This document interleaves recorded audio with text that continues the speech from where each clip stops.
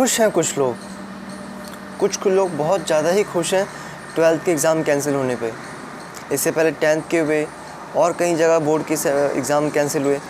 तो मुझे समझ में ये नहीं आता कि जो टीचर्स इस तरह के बच्चों को पढ़ाते हैं या जो बच्चे एग्ज़ाम्स की प्रिपरेशन करते हैं, क्या वो लोग सोशल मीडिया पे जश्न मना रहे हैं?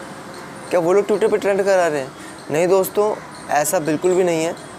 कुछ IT सेल्स वाले लोग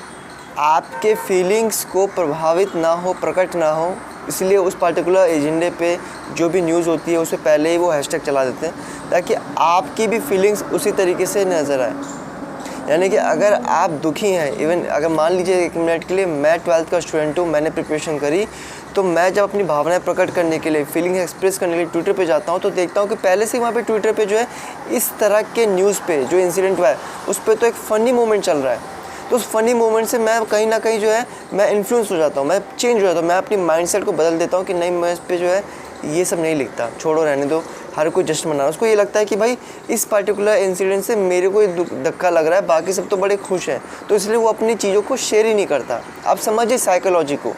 कि क्या मनोवैज्ञानिक तरीके से आपके दिमाग को भ्रमित कर दिया जाता है। आप अपनी फीलिंग्स को भी शेयर नहीं कर पाते सिर्फ इसलिए क्योंकि आपने ट्विटर पे उन तमाम बॉट्स, उन तमाम IT सेल्स के जो गैंग है, जो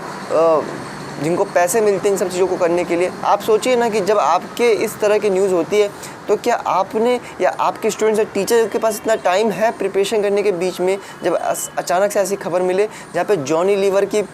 फ़ोटो लगा करके मज़ा आ गया बीड़ू, तमाम उस तरह के स्क्रीनशॉट बॉलीवुड की फ़िल्मों के या फिर ऐसे मेमेज़ जिसका कोई औचित्य नहीं है आपके एग्ज़ाम, आपके सिलेबस और आपके स्टूडेंट और टीचर के संबंध के बीच में। तो क्या इस तरह के इमोजीज़, इस तरह के मेमेज़, इस तरह के फ़नी पोस्टर्स क्या टीचर स्टूडेंट बना सकते हैं? नहीं दोस्तों, कुछ स्टूडेंट या कुछ टीचर ही जश्न मना सकते हैं, लेकिन सभी की बात हम नहीं कर सकते क्योंकि बच्चों के अंदर है कि वो चाहते हैं पढ़ना, उनको चाहिए कंपटीशन, उनको चाहिए प्रतिस्पर्धा। इवन हमारे टाइम में भी हम जब पढ़ते थे तो ऐसा लगता था कि भाई दिन रात एक कर देंगे, मेहनत करेंगे, अच्छे से पढ़ेंगे।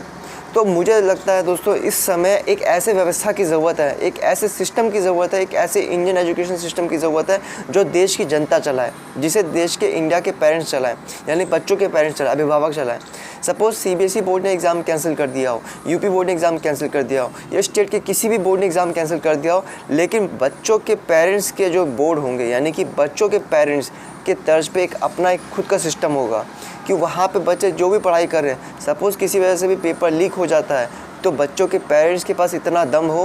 उनकी अपनी एक ऐसी एसोसिएशन हो कि बच्चों के एग्ज़ाम कैंसिल ना हो, उनका साल बर्बाद ना हो, वो अपने बोर्ड से यानी कि अपने सिस्टम के माध्यम से बच्चों के साल को ख़राब ना हो पाने दें।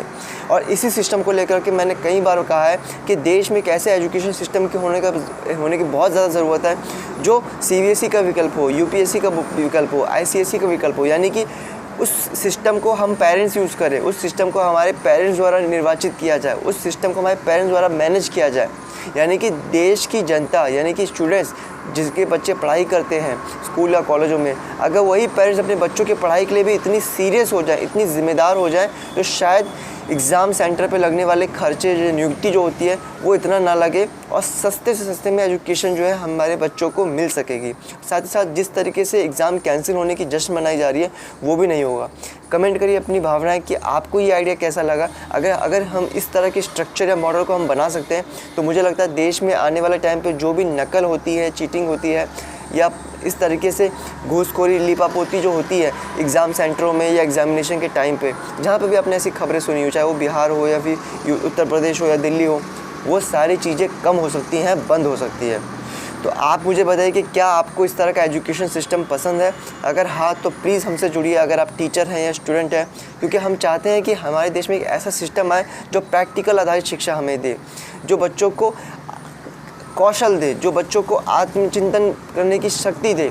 जो युवाओं के अंदर एक ऐसा हिम्मत दे कि लोग एग्ज़ाम कैंसिल होने के बाद सुसाइड ना करें। इवन अभी जो है न्यूज़ सुनने में आ रहा है कि लोगों ने सुसाइड करना शुरू कर दिया, बच्चों ने सुसाइड करना शुरू कर दिया, लोग डिप्रेस हो गए हैं। तो उनको किस तरह की हम शिक्षा दे रहे हैं कि बच्चों को एग्ज़ाम नहीं हो रहा है तो वो एकदम हताश निराश हो गए। युवा हैं वो, युवा के अंदर इतना आत्मबल होना चाहिए, इतनी शक्ति होनी चाहिए कि जहाँ खड़े हो जाए तो वहाँ जो है राक्षस मूत दे। लेकिन वो पता नहीं कहाँ चला गया वो युवा, उसको निर्बल बना दिया गया, उसको कायर बना दिया गया है। तो मैं तमाम युवा भाइयों और बहनों से और अपने छोटे अग्रज अनुजों से मैं चाहूँगा कि वो थोड़ा इतना निर्भय बने, इतना सक्षम बने, इतना आत्मबल से प्रेरणा ले,